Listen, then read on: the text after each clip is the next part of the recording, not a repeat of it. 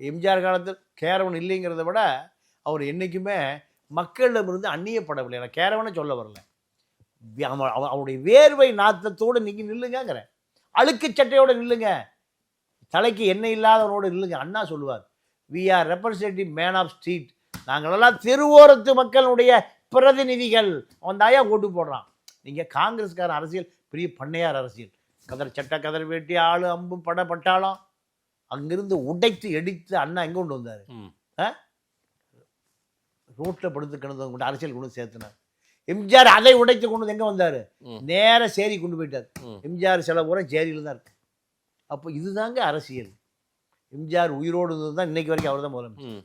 எத்த 87 இறக்காம 2025 இருந்திருந்தார்னா அவர் தான் முதலமைச்சர் வேட்பாளரே இருக்க முடியாது. காலன் அவரை கவர்ந்து கொண்டு போய்விட்டது. அதனால இப்போ இவங்கெல்லாம் எம்ஜிஆர் பாணியில தான் வராங்க. வல்ல எம்ஜிஆரை போல நடிக்கிறாங்க.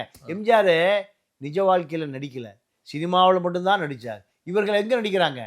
நிஜ வாழ்க்கையில் தான் அதிகமாகவே நடிக்கிறாங்க. அதனால தான் மக்கள் இவர்களை ஏற்றுக்கொள்ளவில்லை. மக்களை ஒரு எம்ஜிஆர் தான் பார்க்குறான்.